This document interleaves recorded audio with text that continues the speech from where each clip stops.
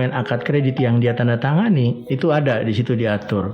Misalnya keterlambatan itu dikenakan denda. Developer wajib membeli kembali produk properti yang tersebut. Sudah oke. Betul. Artinya uang yang tadinya sudah dicairkan oleh pihak bank ke developer harus dikembalikan. Dikembalikan. Betul. Jangan lupa jaga cicilan loh.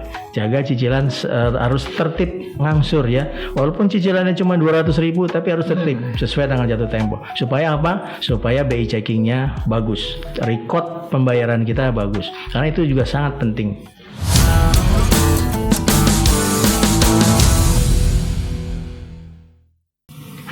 Assalamualaikum warahmatullahi wabarakatuh.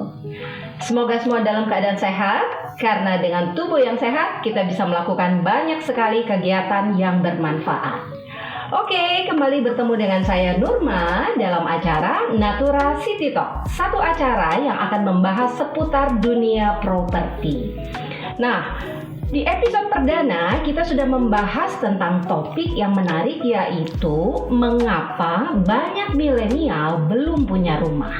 Dan kali ini di episode yang kedua kita akan membahas tema yang tidak kalah menarik daripada episode yang pertama, yaitu mengapa banyak sekali proses KPR ditolak oleh bank.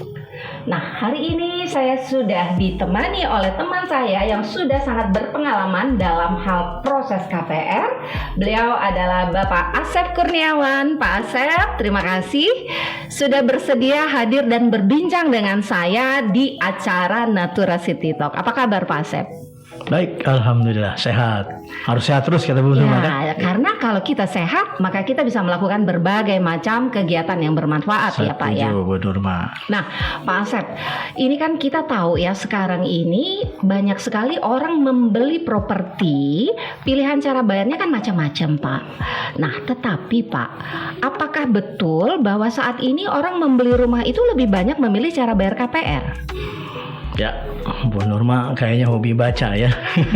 Jadi memang berdasarkan yang kita baca dari media-media nasional bahwa mayoritas pembeli properti itu menggunakan cara bayar KPR. Kalau kita lihat persentasenya mungkin sekitar 80 sampai dengan 85%. Wow, 80% yang memilih cara bayar KPR. Betul sekali, Bu. Oke. Jadi memang cara bayar KPR ini sampai dengan saat ini masih menarik ya. Apalagi kan bunganya juga sekarang masih di kondisi yang cukup baik, promo-promo dari bank. Jadi itu juga cukup menarik. Oke. Nah, kemudian begini Pak. Kalau lebih banyak orang memilih cara bayar KPR, tetapi kabar yang kita dengar saat ini bahwa banyak juga ternyata KPR yang ditolak oleh bank. Nah, ketika KPR ini ditolak oleh bank, ini kan menjadi kekhawatiran tersendiri ya Pak ya bagi calon pembeli rumah. Karena mereka sudah bayar booking fee, bayar DP, tetapi KPR-nya ditolak.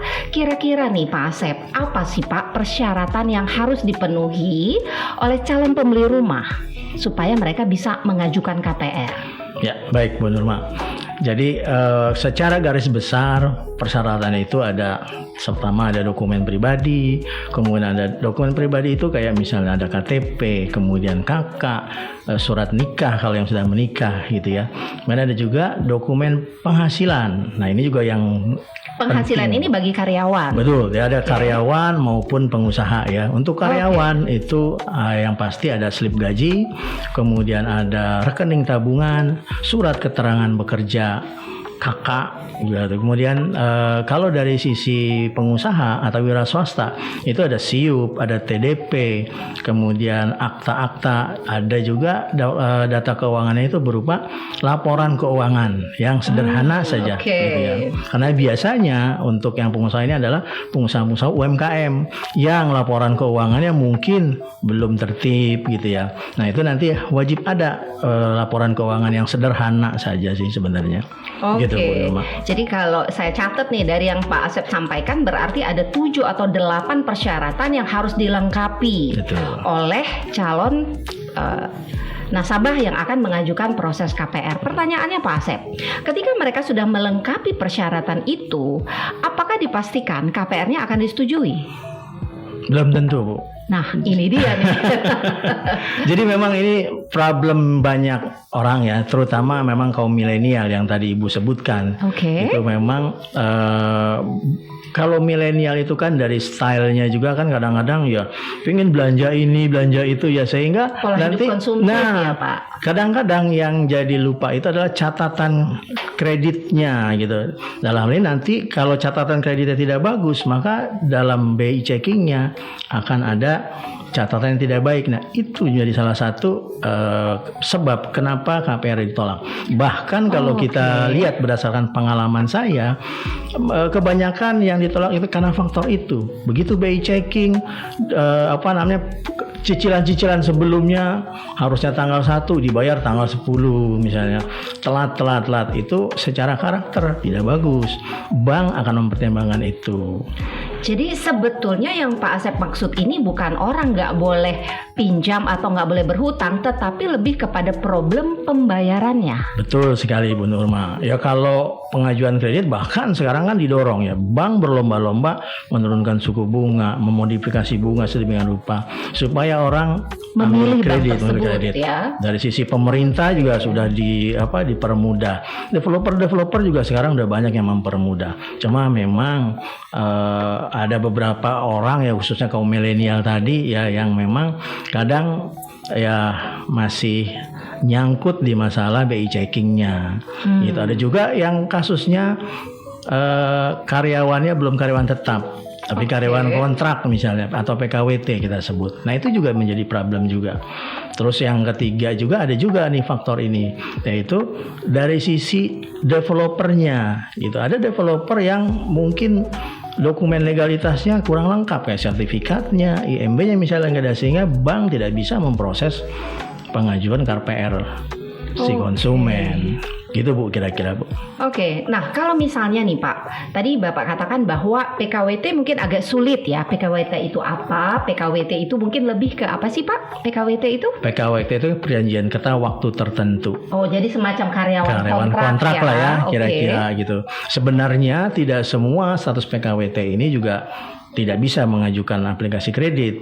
Kasihan sekali orang yang bekerja di industri-industri yang memang nggak Sudah ada tidak lagi karyawan tetap kontrak. sekarang. Betul. Karyawan kontrak. Betul.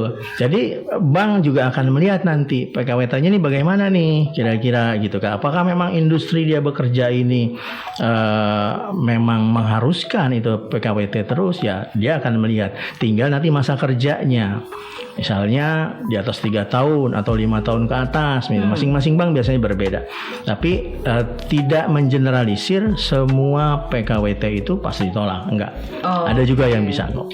Nah, saya tertarik nih dengan yang tadi Pak Asep sampaikan, yaitu banyak sekali tolakan KPR itu dikarenakan BI checking atau SLI. Ya. Nah, sekarang begini Pak Asep, katakanlah seseorang itu ketika melakukan proses BI checking, kemudian dinyatakan bahwa tidak layak untuk majukan pinjaman karena mungkin ada masalah dengan pembayaran. Ya.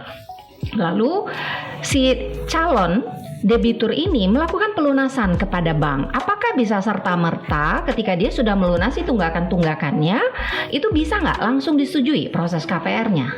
Ya, kebanyakan memang yang itu ya. Tapi berdasarkan pengalaman nanti kita lihat juga apa sih yang macet kreditnya. Jangan-jangan cuma pay later beli sepatu misalnya ya, seharga 200.000 tapi dia lupa sehingga akan timbul jadi kolek 5 misalnya. Nah hal-hal yang semacam itu masih bisa diusahakan oleh perbankan. Memang tidak semua bank yang bisa memproses itu, tetapi kebanyakan bank saat ini juga sudah belajar ya, sudah melihat fenomena masyarakat sekarang ini gimana sih, terutama fenomena kaum milenial ya, itu bagaimana pola konsumsinya. Mereka sudah pelajari. Jadi tidak semua yang kolek 5 itu langsung tidak lolos ya. Jadi mereka juga cek case-nya apa ya. Jadi tergantung betul, case Bu ya. Nurma. Jadi nanti dari situ akan kelihatan. Oke.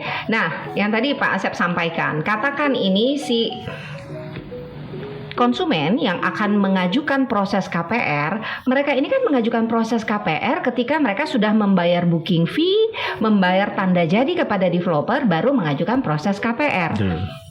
Yang kita ketahui Pak, yang menjadi kekhawatiran ketika KPR ini ditolak adalah karena mereka sudah bayar DP, mereka sudah bayar booking fee, mereka sudah bayar DP. Seandainya nih Pak, KPR-nya ditolak, kekhawatiran mereka adalah wah ini jangan-jangan uang saya hangus. Nah ini kan menjadi problem tersendiri bagi orang yang ingin mengajukan KPR. Ya, memang ya ada resiko di mana-mana ya. Salah satunya resikonya adalah itu.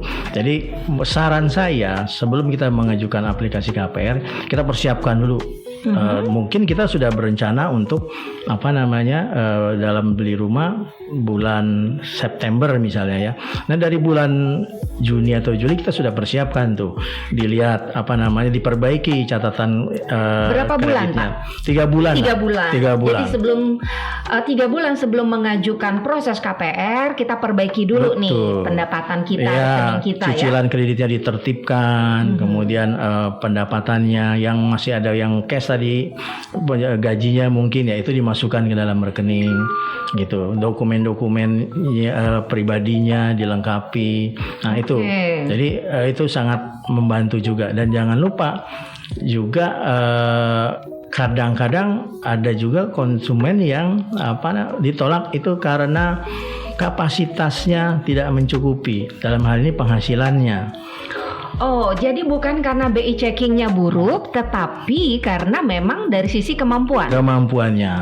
Jadi kapasitasnya, cicilannya, misalnya kita ada yang namanya DSR.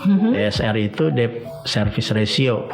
Jadi perbandingan antara jumlah cicilan dengan pendapatan dia per bulan. Jadi kalau rata-rata di sekitar 30 sampai dengan 40% dari DSR-nya. Jadi makin kecil makin baik kalau DSR. Tapi di bank saat ini itu 30 sampai dengan 40. Jadi ketika orang punya gaji 10 juta, maka cicilannya harus sebesar 30%-nya, yaitu 3 juta. Nah, kadang-kadang itu yang menjadi problem juga. Gitu. Jadi Pak Asep, debitur ini sebetulnya dia juga bisa melakukan analisa sendiri ya, bahwa berapa pendapatannya, maka yang bisa disetujui oleh bank adalah sepertiga. Jadi kalau misalnya katakanlah milenial punya penghasilan 15 juta, maka kemungkinan besar proses KPR yang bisa disetujui sebesar 4,5 sampai 5 juta per bulan. Betul. Itu sudah pasti approve. Betul. Oke. Nah, menurut Pak Asep nih, Pak Asep, saat ini supaya si konsumen ini tidak merasa khawatir uangnya hangus, apa sih Pak strategi yang dilakukan oleh banyak developer sehingga kalau KPR-nya ditolak tidak ada uang konsumen yang hangus? Ada strategi nggak Pak dari banyak developer saat ini? Ya, kalau kita bicara developer sih rata-rata seperti itu Bu. Jadi syaratnya dia harus mengeluarkan proses KPR. Bank itu biasanya wajib menyerahkan yang macam surat pesanan. Nah biasanya untuk menerbitkan surat pesanan itu harus ada jumlah tertentu yang harus dibayar, ada booking fee. Tapi memang ada mungkin hanya cabang-cabang tertentu ya yang bisa misalnya proses lebih dulu gitu ya. Nah itu mungkin saja seperti itu. Tetapi itu bukanlah proses yang umum gitu ya. Hanya mungkin cabang-cabang tertentu lah, bank-bank tertentu yang bisa melakukan itu. Gitu Bu. Jadi apa saran atau solusi dari Pak Asep supaya ketika konsumen mengajukan proses KPR, proses itu bisa disetujui oleh bank? Solusinya apa Pak? Atau ada tips and trick nggak supaya KPR konsumen ini disetujui? Ya. Jadi yang pertama sekali bahwa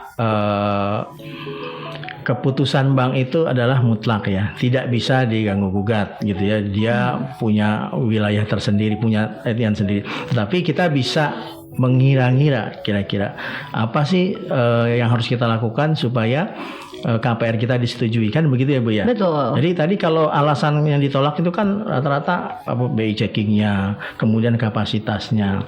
Nah itu tadi yang pertama yang tadi saya bilang bahwa perbaiki dulu cicilannya ya untuk supaya BI checkingnya bagus. Kalau dia punya cicilan ya rutin setiap bulan, setiap jatuh tempo itu dibayar.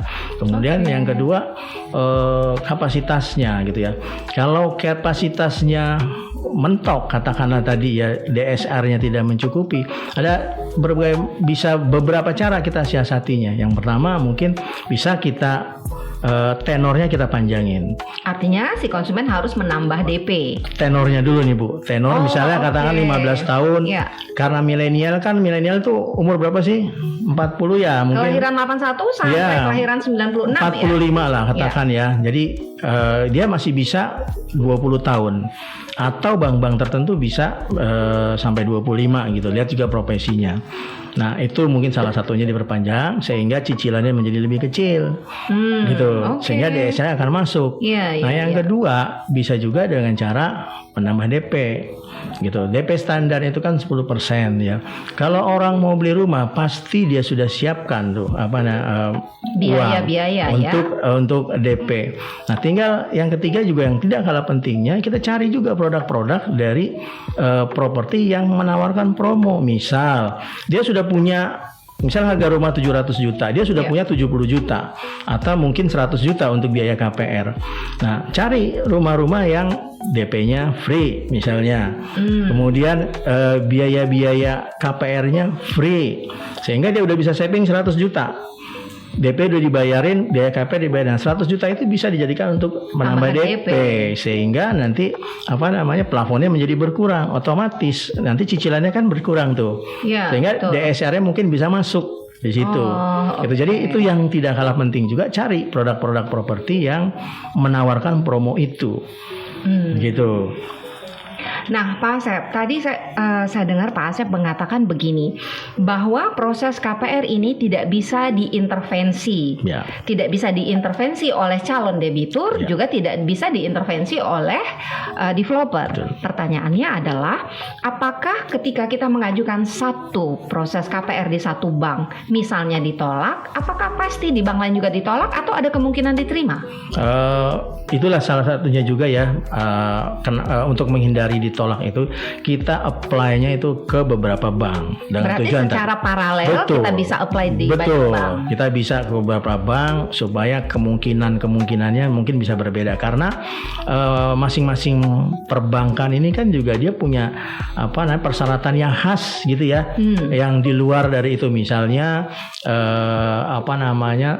prosesnya tidak lama gitu, cepat. Terus secara persyaratannya dia juga lebih longgar gitu. Kalau DSR-nya di bank ini 30%, di bank A mungkin di bank B bisa 40%. Nah, itu kalau saya selama ini proses yang kita lakukan adalah itu. Aplikasi masuk, kita kirim ke beberapa bank.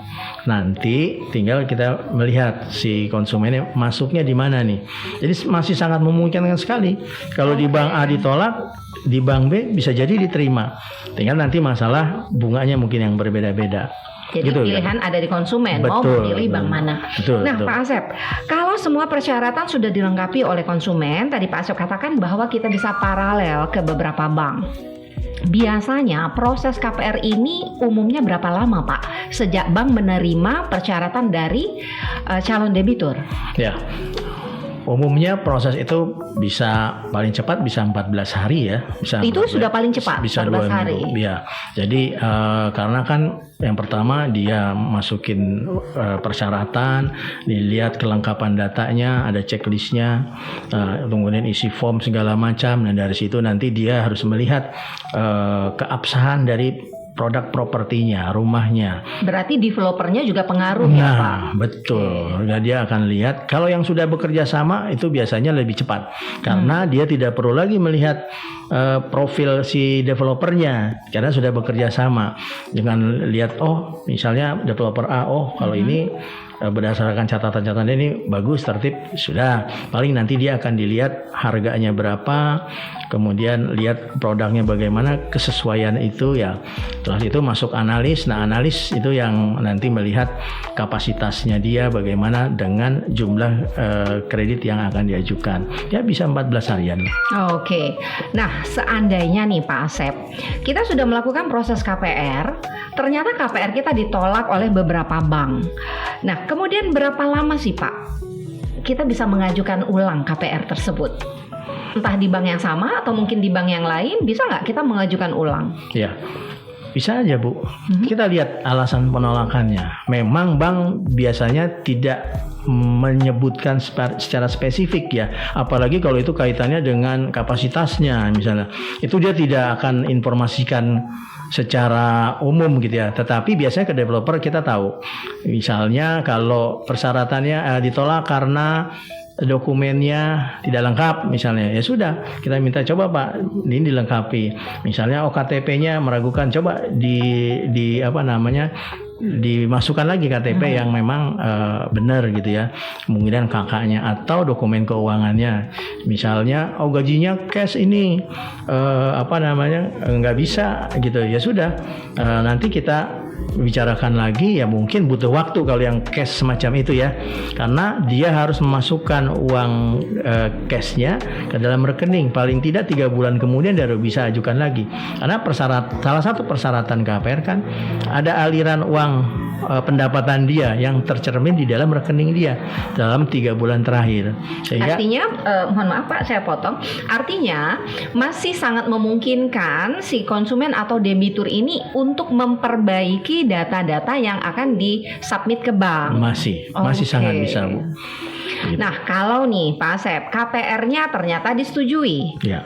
Kalau KPR ini disetujui, ada biaya nggak sih Pak yang harus dibayar ke bank dan biasanya berapa biaya tersebut? Ya, kalau biaya akad kredit itu ada Bu ya, ada provisi, asuransi jiwa, asuransi kebakaran, kemudian biaya notaris. Ya persentasenya mungkin sekitaran 3 sampai dengan 5% lah ya. Nanti tergantung dari total plafon, pinjam dari plafon kredit ya? gitu. Jadi nanti tergantung usia juga itu berpengaruh. Variabel yang paling tinggi di dalam biaya KPR itu adalah asuransi jiwa. Nah, asuransi jiwa pernah ada satu konsumen itu ya, nasabah bagus data keuangannya. Tapi begitu dia medical check up karena badannya agak besar gitu berat ya. Badan juga mempengaruhi ya, gitu. Jadi yang punya berat untung Ibu itu ya kurus ya. Masih slim ya. Nah, yang punya berat badan berat juga harus lihat-lihat juga tuh ya. Karena nanti biaya KPR-nya bisa bengkak tuh. Itu bengkak karena apa Pak? Faktor risiko. Karena risiko betul Bu. Karena namanya asuransi jiwa. Asuransi jiwa kan nanti terjadi resiko kematian, lunas harus bayar. Oke. Perusahaan asuransi juga dia nggak mau gitu ya, jangan-jangan mohon maaf hari ini kita kucurkan 2 bulan kemudian misalnya meninggal gitu kan, sehingga dia rugi dong gitu. Nah kira-kira begitulah Bu. Jadi variabel yang terbesar dalam biaya KPR itu adalah asuransi jiwa. Jadi ada satu case yang tadi saya cerita itu harus nambah dia sehingga jadi batal ya. Karena apa? Karena biaya asuransinya besar sekali. Betul.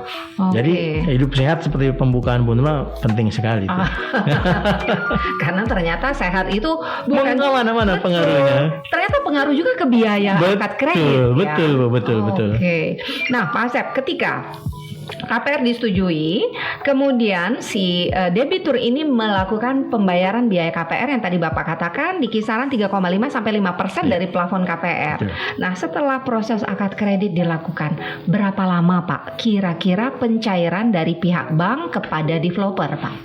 Ya, sebenarnya cepat ya, langsung ya. Jadi biasanya kalau saya akad pagi hari katakanlah, itu sore hari udah bisa pencairan. Nanti ada ada beberapa dokumen yang harus dilengkapi oleh developer. Jadi setelah tanda tangan akad kredit, udah selesai itu kewajibannya si debitur. Tinggal nanti beralih ke developer. Jadi ada kita sebut namanya cover note ya, surat pernyataan terkait dengan jaminan lah bahwa nanti kalau terjadi begini apa developer. Jaminan developer apa ke pihak bank ya? Betul. Jadi tergantung itunya nanti. Nah biasanya kalau di yang saya jalani itu saya langsung bawa pada saat akad kredit, kita langsung bawa cover note itu kita langsung serahkan ke bank. Nah PPJB segala macam, sorenya dia udah cair. Atau paling lambat biasanya 1 hari besoknya sudah bisa cair. Berarti bisa dikatakan bahwa setelah melakukan akad kredit rata-rata proses pencairan itu 1 sampai 2 hari ya Pak 1 sampai 2 hari, betul. Oke, berarti cepat ya. Nah, ketika dari pihak bank sudah memberikan pencairan kepada developer, si konsumen ini mulai melakukan pembayaran cicilan ke bank itu per kapan Pak? Ya, dalam akad kredit itu nanti ada saldo ditahan gitu ya. Ada dia mungkin biasanya 1 sampai dengan 2 bulan cicilan. Itu maaf Pak, ini maksudnya saldo ditahan itu saldonya si developer atau saldonya konsumen? Bukan, saldonya konsumen. Itu sebenarnya 2 kali cicilan ya. Kalau cicilan 3 juta ya dia ada saldo mengendap itu 6 juta di situ. Berarti di rekening si konsumen ini harus ada 6 juta. 6 juta. Jadi rekeningnya dia sendiri. Nah, untuk cicilannya kalau Ibu akad kredit tanggal 1 Agustus, maka Ibu mulai mencicil tanggal 1 September. Dan seterusnya di tanggal 1. Setiap tanggal 1. Sampai dengan tenornya selesai. Gitu. Seandainya terjadi keterlambatan pembayaran oleh si debitur, harusnya jatuh temponya di tanggal 1. Tetapi si konsumen nggak bisa bayar Pak. Katakanlah telat 1 bulan, 2 bulan, 3 bulan. Nah itu bagaimana Pak solusinya? Yang pertama ininya dulu biar ketentuannya dulu ya Bu ya. Kalau katakanlah seorang debitur harus mencicil setiap tanggal 1, ya lewat menjadi tanggal 5. Nah biasanya dalam dokumen akad kredit yang dia tanda tangani itu ada di situ diatur. Misalnya keterlambatan itu dikenakan denda, kecuali untuk bank syariah ya. Bank syariah biasanya tidak mengenal denda. Gitu. Jadi boleh terlambat? Boleh. Jadi untuk bank syariah karena kan bunga ya. Kalau dalam konsep Islam bunga itu ya riba. Jadi dia tidak mengenakan itu. Gitu. Nah kalau yang bank konvensional biasanya ada denda 1 bulan, 2 bulan, 3 bulan telat. Selama dia belum AJB, maka si bank boleh mengajukan buyback ke developer. Jadi developer wajib membeli kembali produk properti yang tersebut. Betul. Artinya uang yang tadinya sudah dicairkan oleh pihak bank ke developer harus dikembalikan. Betul. Nah, bagaimana dengan konsumen yang sudah melakukan cicilan, Pak? Konsumen sudah melakukan cicilan, misalnya rumah juga sudah dihuni. Seandainya terjadi buyback yang tadi Pak Asep katakan karena faktor gagal bayar, konsumen mendapatkan apa Pak? Kalau hal itu nanti terkait tergantung dari banknya ya. Tergantung dari banknya, biasanya tuh diatur tuh dalam perjanjian kreditnya. Nah kalau yang terjadi sekarang setelah dia gagal bayar, maka hangus semua. Atau ada juga bank yang dijual dulu gitu. Artinya kalau dia sudah AJB dilelang. Dilelang nanti hasil penjualannya berapa, kemudian dipotong dengan denda-denda yang timbul, sisanya itu yang dikembalikan ke konsumen. Jika ada sisa. Luar biasa ya. Jadi ngeri-ngeri sedap juga ini kalau ambil KPR, karena kita ambilnya jangka panjang ya, berusahalah untuk tidak terlambat apalagi sampai gagal bayar. Betul seperti itu ya Pak Asep? Betul. Oke Pak Asep, saya rasa cukup menarik pembahasan hari ini. Terima kasih sudah memberikan banyak sekali informasi kepada kita. Mudah-mudahan pemirsa yang melihat acara hari ini Jadi punya gambaran bahwa sebetulnya melakukan proses KPR itu persyaratannya nggak sulit, nggak ribet, lebih banyak yang kita punya ya Pak. Betul. Artinya konsumen punya persyaratan pribadinya, data pribadi punya, hanya dilengkapi dengan beberapa data keuangan saja. Dan apabila datanya sudah lengkap, kemudian tidak ada proses BI checkingnya tidak bermasalah, artinya konsumen bisa melakukan proses KPR ke banyak bank. Seperti itu ya Pak ya. Jangan lupa jaga cicilan loh. Jaga cicilan harus tertib ngangsur ya. Walaupun cicilannya cuma 200.000 tapi harus tertib sesuai dengan jatuh tempo. Supaya apa? Supaya BI checkingnya bagus. Record pembayaran kita bagus. Karena itu juga sangat penting.